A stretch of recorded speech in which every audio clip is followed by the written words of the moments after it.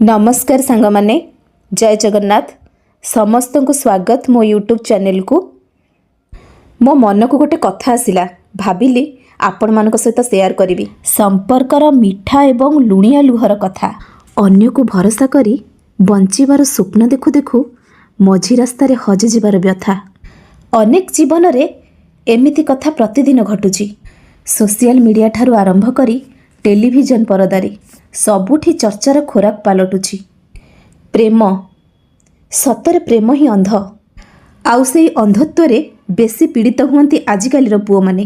कारण गोटे झियो प्रति तांकर आकर्षण बढ़िबा परे झियोटी को निजर करिबा पई नाना प्रकार कसरत करती।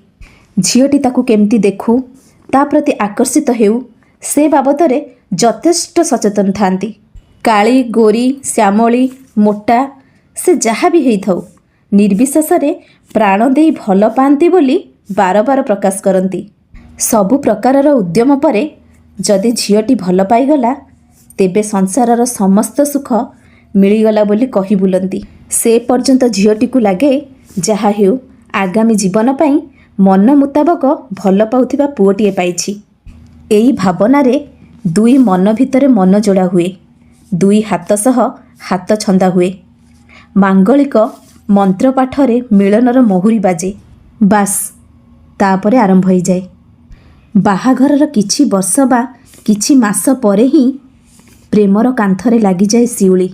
प्रेमिकारु पत्नी पालटी थिबा झियोटी पालटी जाए निहाती असुंदरी। एहा परे आरंभ हो जाए तो मो भावनार बहुत बड़ पाचेरी।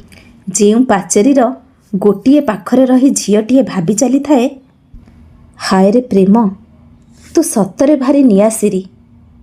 सांग माने मोर ए कथाटा कहा हृदय को छुईब न छुईब सेटा तो मु जानिनी, किंतु एतिक जानिछि आमर ए समाज रे एमिति ही होउछि। जदि मो भिडियोटी भल लागिथिबो ताहले मते गोटे कमेंट तो निहाती देबे। Thank you. जय जगन्नाथ।